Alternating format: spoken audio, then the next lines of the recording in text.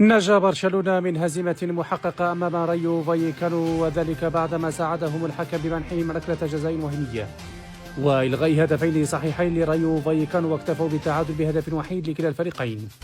كون ريال مدريد في صدارة الليغا ذلك يؤلمهم في المقاطعة.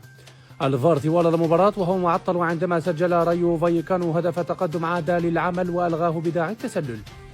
مباراة كان ينقصها نجم رايو فايكانو الذي غاب عنها بداعي الإصابة وهو تير شتيغن. لو كان الألماني هو حارس برشلونة لضمنت فايكانو 3 نقاط قبل بداية المباراة أصلا.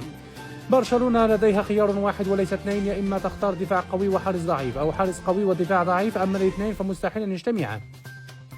بعد إضاعته لهدف محقق، جماهير برشلونة تمنت لو أن رابطة الليغا لم توافق على تسجيل داني أولمو.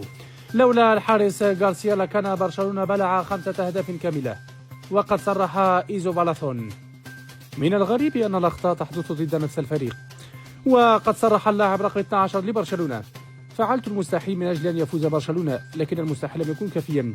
لو لعب رايو فايكانو جميع مبارياته بهذا الشكل لن يوقفه أحد من تحقيق السداسية إلا القدر.